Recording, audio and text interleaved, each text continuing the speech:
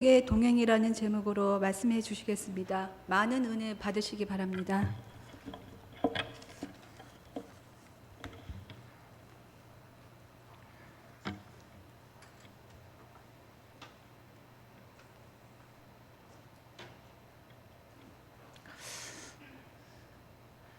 일전에 학교에 다닐 때 그 복음서를 공부하면서 특별히 예수님께서 그 사역하시는 그런 여정 이런 것들을 쭉 한번 개인적으로 공부를 해본 적이 있습니다.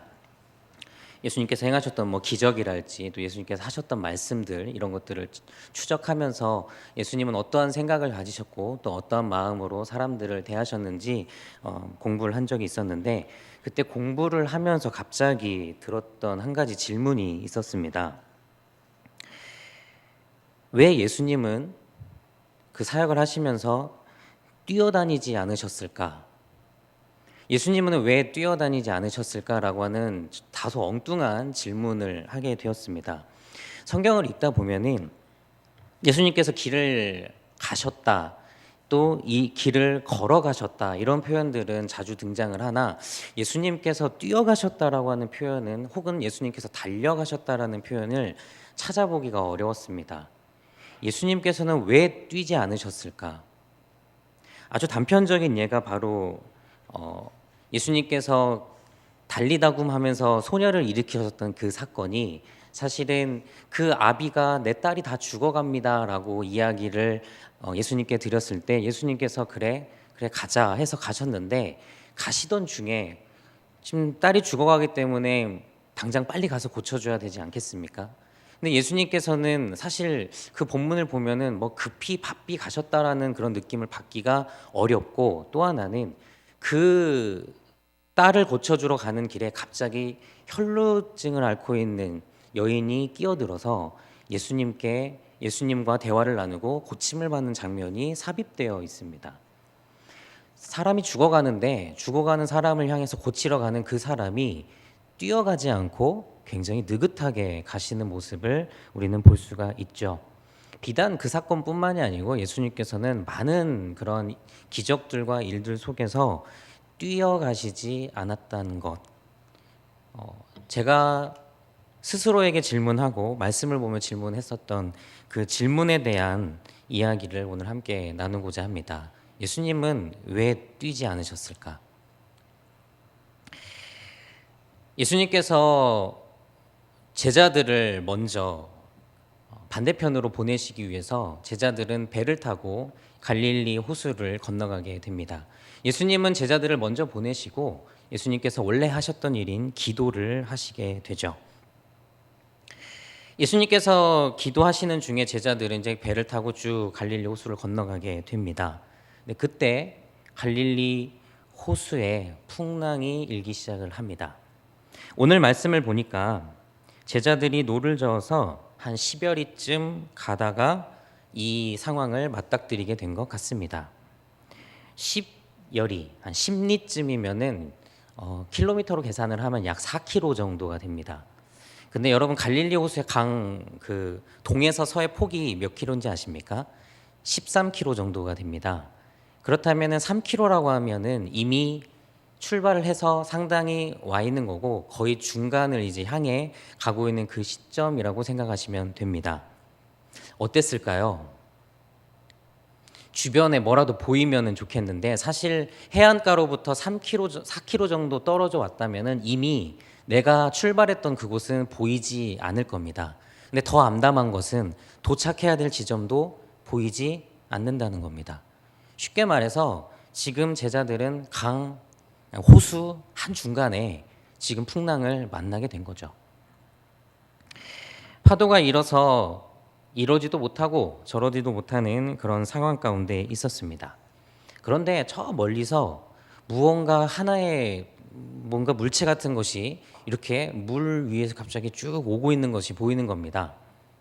제자들이 이 난리통 속에 갑자기 멀리서 보이는 무언가, 그것을 보고 다른 복음서에서는 그 모습을 보고 유령이 지금 걸어오고 있다라고 깜짝 놀라게 됩니다. 그런데 계속 그 모습이, 그 물체가 가까이 오는데 가까이 오면 올수록 보여지는 모습이 바로 자신들을 먼저 보냈던 예수님이었던 것이죠. 제자들은 놀랍기도 하고 무섭기도 했습니다. 왜냐하면 무서운 것은 폭풍우가 치고 있기 때문에 어떻게 될지 모르니까 무서운 거고요. 놀라운 것은 지금 여기는 해안가로부터 4km 떨어져 있는 지점인데 지금 예수님께서는 배로 오시는 게 아니고 물 위를 걸어오고 계신다라고 하는 겁니다. 제자들이 놀랄만 합니다. 또 유령이라고 부를 만도 하죠. 도저히 사람의 눈으로는 확인할 수 없는, 의심할 수밖에 없는 광경이 자신들의 눈앞에 일어나고 있기 때문에 그렇습니다. 여러분, 예수님께서는 어떻게 오셨을까요? 제가 재밌게 본 웹툰이 하나 있습니다. 여러분, 세계에서 가장 빠른 수영 선수가 누군지 아십니까? 세계에서 가장 빠른 수영 선수. 뭐 호주의, 미국의 펠프스 얘기를 하는데요. 사실 예수님입니다. 세계에서 가장 빠른 수영 선수는 예수님이십니다. 그 사람은 뭐 자유형을 하든 무슨 저병을 하든 무슨 나름대로 팔을 저어서 가지만 우리 예수님은 물 위를 막 걸어서 오십니다. 예수님이 제일 빠르죠. 한 그 그림이 그런 게 있었습니다. 이제 수영 레인이 있고요. 거기에 예수님께서 막 물 위를 뛰어가는 그런 모습이 나오는데 어떤 사람이 그럽니다. 과학적으로 설명은 불가능하지만 이론적으로 설명은 할 수 있다. 과학적으로는 증명이 불가능하지만 이론적으로 설명할 수 있다. 한 발이 빠지기 전에 다른 한 발을 딛고 그 발이 또 빠지기 전에 그 다음 발을 딛으면 충분히 물 위를 걷거나 뛸 수 있다는 거죠. 사실 대표적으로 소금쟁이가 그렇지 않습니까? 소금쟁이가 물 위를 그렇게 가듯이 예수님도 아마도 그러셨을 것이다라고 하면서 그 그림이 이렇게 그려져 있는 걸 봤습니다. 예수님이 정말 힘차게 다른 수영 선수들보다 더 빨리, 그리고 그 옆에 레인에 소금쟁이가 이렇게 뛰어가고 있고 하는 그런 그림을 한번 본 적이 있습니다. 재미있게 표현하기 위해서 그렇게 한 것이지만 제가 그 그림을 보면서 이 그림에는 한 가지 문제점이 있다라는 생각을 하게 됐습니다. 여러분, 뭐가 문제일까요? 예수님은 뛰어오시지 않으셨다는 겁니다. 오늘 말씀에도 보면은 19절에 보면 예수께서 바다 위로 걸어서 오십니다.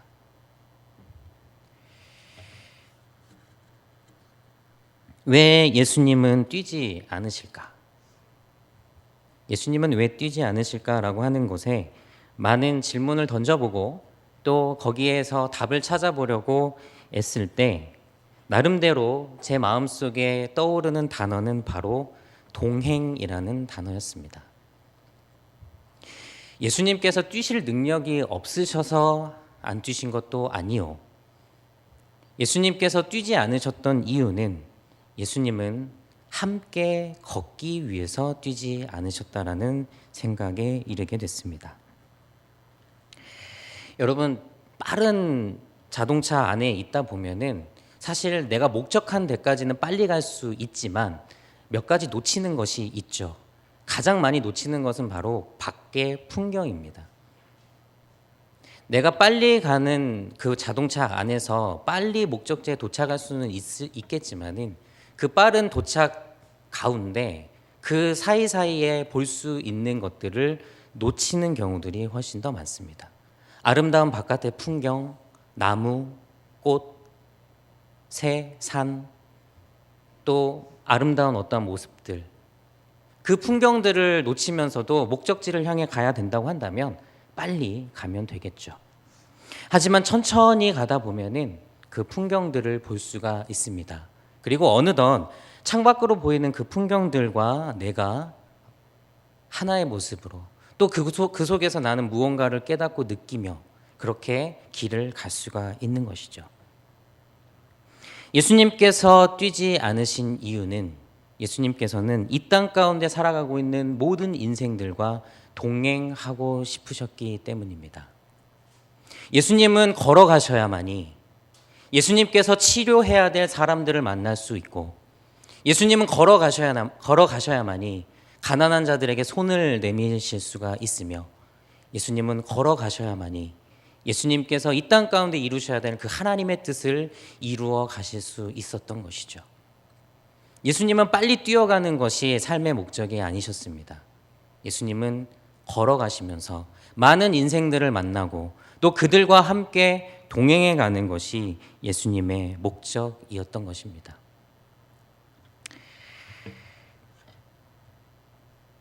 예수님께서는 제자들을 먼저 보내셨습니다. 제자들을 먼저 보내시면은 너희들만 먼저 가라는 그런 의미가 아니었습니다.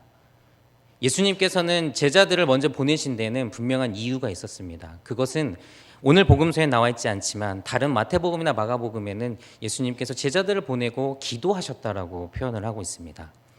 예수님께서는 하나님과의 관계인 그 기도가 예수님의 하루의 일과 중에는 굉장히 중요했던 시간이죠.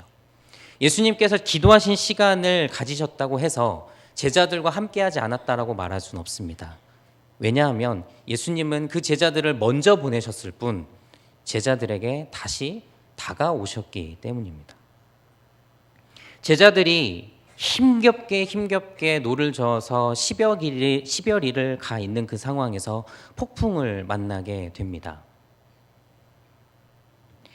예수님께서 그 제자들을 보고 계셨습니다.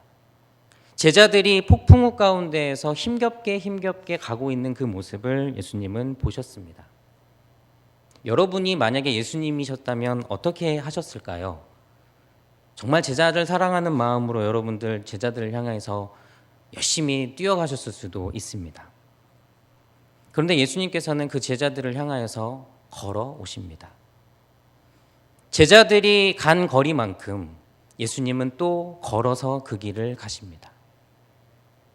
예수님께서는 제자들을 구하시는 것, 그것이 목적이 있으셨다기보다는 제자들이 걸어간 그 길을 나도 걸어가겠노라.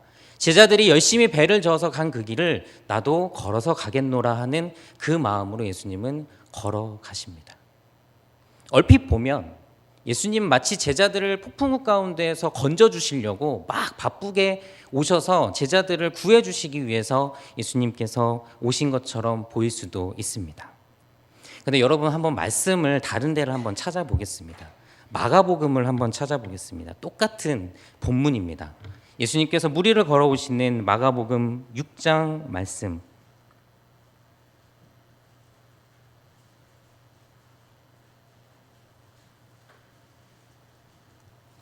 6장 47절과 48절 말씀을 제가 읽어보겠습니다. 마가복음 6장 47절과 48절입니다. 저물매 배는 바다 가운데 있고 예수께서는 홀로 무태 계시다가 바람이 거스름으로 제자들이 힘겹게 노 젓는 것을 보시고 밤 사경쯤에 바다 위로 걸어서 그들에게 오사 지나가려고 하시매. 여러분들 여기 읽으시면서 어떤 느낌이 드십니까? 예수님께서 마치 제자들을 구하러 오시는 것처럼 보이십니까? 근데 성경은 분명히 얘기합니다. 그들에게 오사 지나가려고 하신다고 합니다. 지나간다라는 표현은 뭡니까? 그냥 간다는 얘기죠. 제자들을 구하러 오심에 뭐 이렇게 표현해야 조금 더 정확하지 않겠습니까? 그런데 성경 그렇게 기록하지 않습니다. 예수님께서는 지나가려고 하셨다. 예수님께서는 제자들을 향하여서 걸어서 그들에게로 오셨으나 그들을 구하기 위한 목적으로 오신 것이 아닌 예수님은 지금 그들이 걸어간 그 길을 동행하고 계심을 보여주고 있는 겁니다.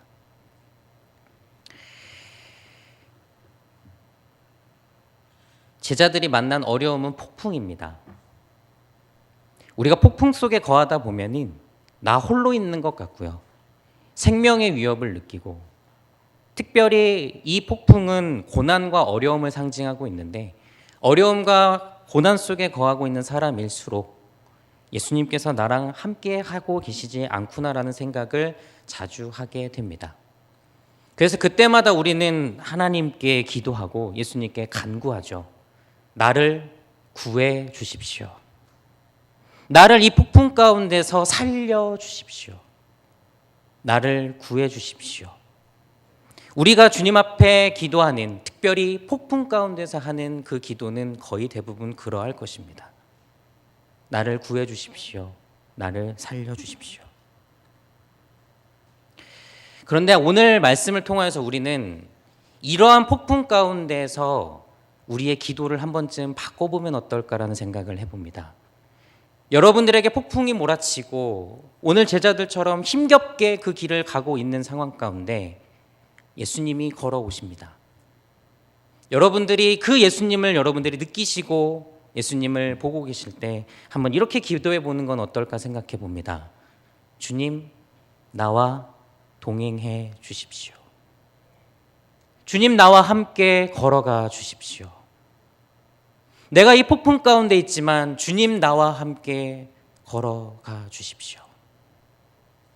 똑같은 본문인 또 다른 복음서인 마태복음에는 이 이야기와 함께 한 가지 이야기가 더 덧붙여 있습니다. 여러분들도 잘 아시는 이야기. 베드로가 갑자기 예수님께 제안을 합니다. 주님, 나를 일컬어 걸어오라 하시면 제가 걸어갈 수 있을 것 같습니다. 그래? 물 위로 나와라. 걸어봐라. 베드로가 어떻게 됩니까? 걷습니다. 베드로의 이 제안은 바로 이겁니다. 주님, 주님과 함께 걷고 싶습니다.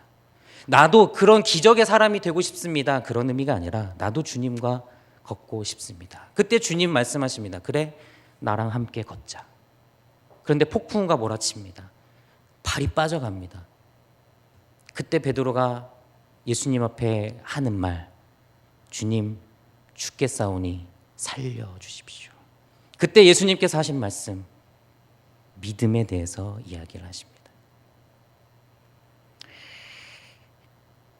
예수님의 이 무리를 걸으신 사건은 예수님은 여러분들과 함께 동행하기를 원하시고 여러분들 또한 예수님과 함께 동행해야 함을 가르쳐주고 있는 말씀입니다.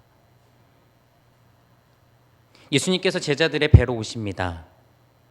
그리고 그 폭풍 가운데서 예수님께서는 그 제자들을 안심시키시고 오늘 말씀 21절에 보니 제자들이 예수님을 영접하고 예수님은 그 제자들의 배를 타고 그들이 가려던 땅에 이르르게 되었다. 여기에서 한 가지 단어를 추가하자면 저는 함께 이르렀다라는 표현을 쓰고 싶습니다. 폭풍우가 몰아치는 그 호수 한 중간에 있는 그 배에 예수님이 걸어오셨고 예수님은 제자들과 함께 걷기를 원하셨으며 제자들은 흔쾌히 예수님의 모습을 확인한 뒤 그 배로 예수님을 영접했습니다. 그리고 그 남은 10여 킬로, 그 남은 강의 그 거리를 주님과 함께 배로 동행했던 겁니다. 오늘 헌신 예배를 드리시는 우리 에스더 여전대 여러분, 살려달라는 기도보다 더 좋은 기도, 바로 주님 나와 동행해 주십시오. 주님 나와 동행해 주시고 내가 주님과 동행하겠습니다. 빨리 가는 것보다 더 좋은 것은 주님과 함께 가는 것입니다. 목적을 이루는 것보다 더 좋은 것은 과정을 주님과 함께 하는 겁니다. 예수님께서 제자들에게 원하셨던 믿음이라고 하는 그 실체도 사실은 너희들이 나와 함께하고 있는 것을 느끼고 있느냐? 내가 너희들과 함께하고 있는데 이 폭풍우가 몰아친다고 해서 내가 없는 것처럼 생각하고 두려워 떨고 있느냐? 나는 너희와 언제나 함께하고 있다. 사랑하는 성도 여러분, 특별히 오늘 헌신 예배를 드리시는 에스더 여전도의 여러분, 오늘 말씀 마지막 절, 이에 기뻐서 배로 영접하니 배는 곧 그들이 가려던 땅에 이르렀더라. 우리의 최종 목적지가 있습니다. 우리의 길에도 최종 목적지가 있습니다. 그런데 여러분들 홀로 가는 그런 외롭고 고난의 길만은 아닙니다. 왜냐하면 제자들이 배로 다다랐던 그 마지막 목적지, 거기에 우리 주님께서 함께 가시기 때문입니다. 여러분들 홀로 폭풍우 가운데 서 있다 생각하지 마십시오. 내가 폭풍우 가운데 있을 때 주님께 기도하십시오. 주님, 나와 동행해 주십시오. 마태복음과 마가복음에는 이 마지막을 이렇게 기록합니다. 예수님께서 제자들의 배에 오르시니 풍랑이 그치고 그 마지막까지 예수님은 제자들과 함께 가시게 됩니다. 그런데 여러분, 오늘 요한복음에 보니 풍랑이 그쳤다라는 표현이 없습니다. 무엇이 맞을까요? 풍랑이 그친 것이 맞을까요? 풍랑이 그치지 않은 것이 맞을까요? 저는 상관없다고 생각합니다. 여러분, 풍랑이 그치든 풍랑이 그치지 않든 더 중요한 것은 주님이 함께 가셨다는 겁니다. 예수님께서 배에 오르시니 풍랑이 그치면 감사하게 주님과 콧노래를 부르며 갔겠죠. 그런데 오늘 요한복음 말씀처럼 특별히 기록이 되어 있지는 않습니다. 예수님이 배에 오르셨는데도 풍랑이 그치지 않습니다. 그런데도 그들은 안전하게 가려던 땅에 이르게 됐습니다. 주님과 그 폭풍우 속의 역경을 함께 이겨냈겠죠. 풍랑이 그치든 그치지 않든 그건 그렇게 중요한 문제가 아닙니다. 중요한 것은 여러분들이 주님과 동행하고 있는가 없는가가 더 중요합니다. 사랑하는 성도 여러분, 우리의 인생길 다른 거 없는 것 같습니다.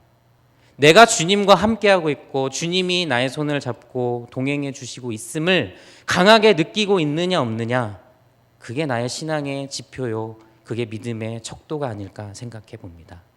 여러분들의 매일매일 삶에서 주님과 동행하시는 은혜, 폭풍우가 그치든 그치지 않든 주님은 여러분들과 늘 함께 하심을 굳게 믿는 우리 사랑하는 영남교회 모든 성도님들, 특별히 오늘 헌신예배를 드리시는 에스더 여전도의 회원 모두가 될 수 있기를 주님의 이름으로 부탁을 드립니다. 다시 기도하겠습니다.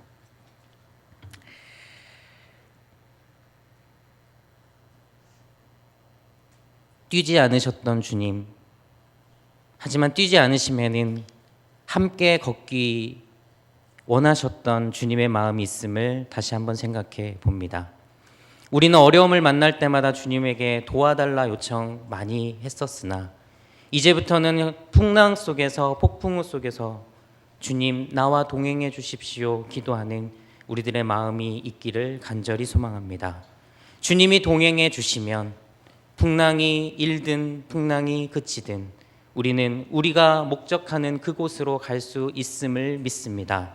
주님과 언제나 동행하는 우리들의 삶이 될 수 있도록 인도하여 주옵소서. 감사드리며 예수님의 이름으로 기도드립니다. 아멘.